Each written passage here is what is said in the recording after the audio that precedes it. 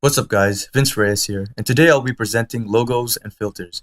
This presentation will be split into three parts. 1. Analyzing logos. 2. Applying filters in Photoshop to logos. And 3. Creating a logo using all the techniques I've talked about. Let's get started. So first off, types of logos. Now from doing my research, I realized that most logos are very simplistic, and they usually have some sort of symbol associated with their name. Now there's two ways this symbol can be applied. The first one being the name written out and the symbol around the name itself. The other one being the name and symbol are combined to create the logo. Now let's move on to more styles and types of logos. Now one theme or style I've noticed in logos is old-fashioned and futuristic. Let's analyze the old-fashioned for a second. So an old-fashioned logo, such as Coca-Cola or Budweiser, usually has the full name written out. And the full name is usually written in cursive, as you can see. And the letters in which it's written is very free form. For example, if you look at the Budweiser logo, the word Budweiser is kind of popping out of the picture in the background. And there's not really any sort of pattern towards where the words are. Same with Coca-Cola. The Coca part of cola is a bit higher than the cola part. Now let's contrast this with the futuristic type of logo. The futuristic logos such as Asus or IBM, the letters are very blocky. As you can see, these letters follow some sort of grid pattern. They both end and start at the same points, top and bottom. The letters or the logo usually has a very unique texture. For example, IBM has stripes, and it makes it look like it has some sort of screen effect. Asus only has one line through the middle, but also adds a glare to it. It makes it very futuristic. The name is also very short, or is an acronym, such as IBM, being International Business Machines. Now let's look at a different type of logo. The next types of logos I'll be talking about is children/professional. Now let's look at the children ones first. As you can see for the children's logo, the letters are very creative and somewhat unique. The Walt Disney having a very unique cursive writing, while the Toys R Us having a weird kind of blocky/bubbly type letters. The logo can have many different types of color, but is not necessary as shown by the Walt Disney logo. And finally, a children's logo usually has very childlike symbols. For example, the Walt Disney has a castle in the background, and the Toys R Us has a star, very abstract and very childlike. Now let's contrast this with the professional type logos. Now for a professional type logo, the letters are very legible. They're usually used very basic or very easy fonts and nothing really that fancy. Professional logos usually follow a very basic color theme. For example, the CIBC follows the red, gold, and white color theme, while the Visa only follows the orange and blue. And finally, for a professional logo, they have very ordinary and plain symbols. CIBC having only 2 lines and the Visa only having a fold on the V. Now let's move on to the hidden meanings inside logos. Some logos have some sort of hidden message embedded inside of them. These messages add creativity and meaning to a logo. The messages usually have some sort of relation of what the company or logo does or serves. For example, if you look at the Tostitos logo, they are a chip company. And if you look between the T and the I and the other T, it shows 2 people sharing chips. Very subtle and very creative. Another example is the Baskin-Robbins logo. If you look between the B and the R, there is a hidden 31, and this number is supposed to indicate their 31 flavors that they serve. And my last example, being the most notorious, is the FedEx logo. If you look between the E and the X in FedEx, you will see an hidden arrow. According to the maker of the logo, this arrow is supposed to represent speed and precision. Now as you can see, all these logos are very subtle and they aren't painfully obvious, but they still add some sort of meaning and attachment. This is very important when creating a logo. Now off to the filters part of my presentation. Now before I start, let me just say, all these filters you use doesn't have to only apply to logos. They could be applied to titles in movie posters or DVD covers, for example. Now let's start off with some basic effects. Inner glows and outer glows. Now these glows can either darken words, such as give a shadow type effect, or enhance words even more, such as give it a neon glow. This is shown through the first example, being an inner glow, and the second example being an outer glow. Now let's look at gradients. Gradients are the range of colors used to fill in a specific space.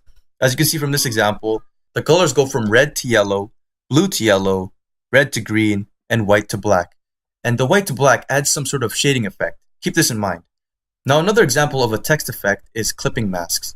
Clipping masks are used to fill a specific area with some sort of texture, for example, concrete, marble, or wood. Now these two effects can actually be combined to have some sort of unique look. Now let's move on to the filters. Now the purpose of a filter is to enhance the picture's main message. As you can see from these examples, both these pictures are very scary, and adding the filter's noise or distortion really enhances that frightening experience. Now there are many types of filters: noise, distort, blur, and pixelate. And there's an entire gallery that Photoshop has that you could experiment with. Let's look at some examples. One example of a filter from the filter gallery is the cutout filter. Now if you look at the image to the left, you see a picture of a CGI spaceship in some sort of space area. After we apply the cutout filter to this image, it turns into some sort of painting-like picture, and it simplifies all the fine details, making it look more minimalistic. This is very good for a logo. Now let's look at another example. Now for this example, we have the image of Mona Lisa, and we apply the mosaic tiles filter to it. As you can see, applying this filter makes it have some sort of rocky texture. Makes it look like this picture has been painted into a wall. The tiles and the image are integrated together, making it look very real. Now let's move on to the Photoshop part of my presentation. Here is a step-by-step of what I'll be doing. Let's get started. So the first thing we do once we open Photoshop is make a new project, call it Logo. We want the width and the height to be both 500 by 500 pixels and set the color mode to RGB. Alright, once we have that, we're left with this white square. Now we're going to change the color of the white square to blue since our logo is going to be white. So we take the bucket tool and we turn it blue. Now we put in our logo. We use the text tool and we set it to white just so we could see it. And we're going to pick a simple font. There's many fonts to choose from. I'm going to choose Algerian. I'm going to write down my logo name. I'm going to start with GK. Now the first thing I do is I'm going to go simplify the layer using the erase tool, then isolate the K. Like that. I'm going to take the K and put it under the G. I think that's the design I'll go for. Now once I'm done putting the K in the proper position, I'm going to apply the transformation. I'm just going to move it a bit to my liking. And then finish it. Now what I'm going to do is I'm just going to trim off some of the extra lines from the G just to make my logo look better. So I'm going to zoom in, and instead of using the erase tool, I'm actually first going to highlight it with the square tool, then just erase using backspace. I'm going to do it for this side too. Now instead what you can do is you could use the buffer tool, click the color of the background, use the square tool to find the imperfections and just paint over it. It won't go over your logo, so don't worry about it. I'm going to do it for this side as well. Alright, now that I have my logo nicely trimmed, I'm going to zoom out like that and just centerize it. Just like that, right in the center. Now I want to get an image online for my symbol, so I'll just search up blue crown. I'm going to go to settings, turn on advanced search, and use filter by use or share. This will prevent any watermarks. So here's the crown I'm going to use. I'm going to right click, press copy image, go to my Photoshop, and paste it. I'm going to press Ctrl T, zoom it out, and then adjust the size. I'm going to apply the transformation, and what I'm going to do is I'm going to use the magic wand tool to erase all the black background. I'm also going to use it to remove the black spots in between the crown.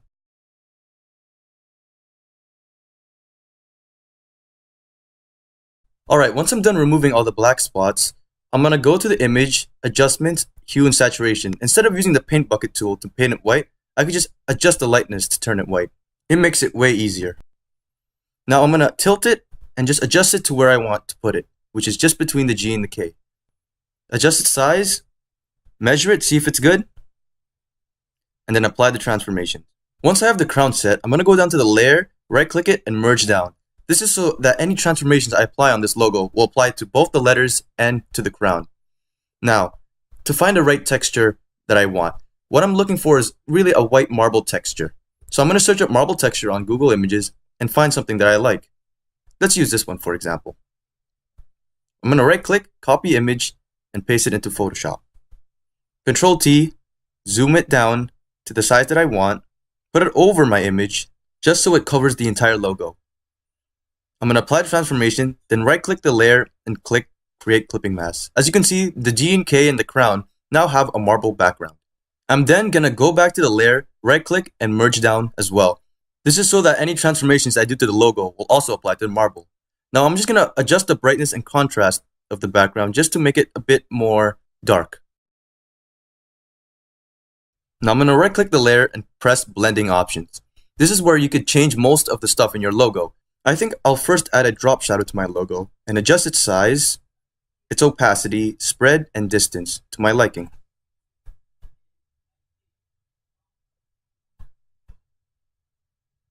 There. Then I'm going to add a bevel and adjust its depth and size.